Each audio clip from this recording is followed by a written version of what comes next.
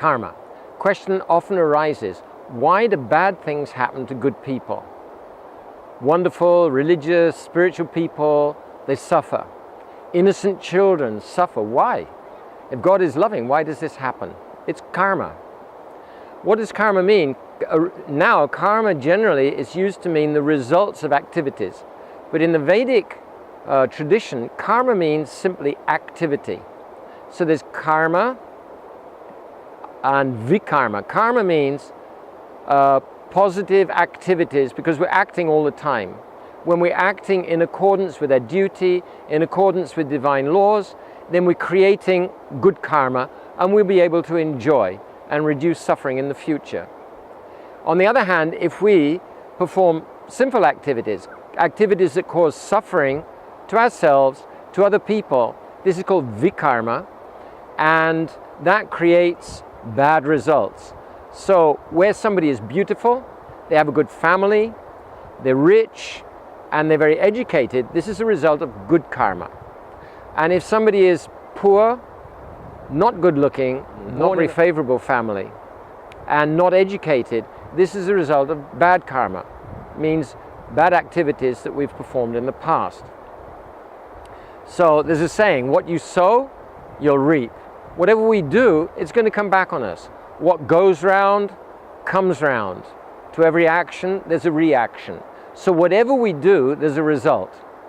Even if nobody's looking, we may be able to avoid the laws of the state, but we can't avoid the laws of God. Krishna, God, the Supreme Personality, he has appointed very, very powerful representatives in the universe, and they see everything. Everything. Everything is actually going on. Water works, earth works, sound works, fire works by their power. Our senses work by their power. Our activities, we can act because of their power. They empower everything. So there's nothing that they don't know. And it's all recorded, and we can get either good results or bad results. We perform good, pious activities, we can enjoy in the future. We perform bad, impious activities, we're going to suffer in the future. In addition to that, there's karma, vikarma, and then there's akarma. Akarma means you're acting, but you're not creating any results. How's that possible? When we act in devotional service, then there's no actions. Krishna takes any reaction. Give an example. Supposing somebody is a soldier, and in the course of war, he kills many people. He may get a medal for bravery. But if the same person comes back home and he kills his neighbor, then he'll be punished, even put to death. So similarly, when somebody is acting for Krishna, we don't create good karma or bad karma. On the contrary, we're creating transcendental credits. So as these transcendental credits get more and more and more, we get more opportunity to hear from saintly people, to become more absorbed. The more it's like we have a spiritual bank account. The more, the more credits we have in our spiritual bank account, the more we can become absorbed in devotional service. First of all, when our bank account reaches a certain level, we get the opportunity to meet with saintly people and to hear from them with faith and start to practice devotional service. And by pious credits, not material pious credits, spiritual pious credits, in this lifetime and in previous lifetimes, that gives us more opportunity to become more absorbed, to practice more according to the direction of those saintly people. So we see that two people, they both start, for example, they start spiritual life, they start Krishna consciousness at the same time. One progresses very, very quickly he has faith, very quickly he chants, he becomes absorbed, he can chant for a long time, he can read, he can become absorbed in service, and the other one goes much more slowly. Why? Because one of them has a greater store of spiritual credits from the past or in this lifetime, and the other one not yet.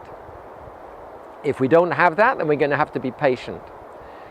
Two important ways of increasing our pious credits. One is by associating with saintly people, by associating with devotees, very advanced devotees. That's one way. And the second thing is simply by practicing.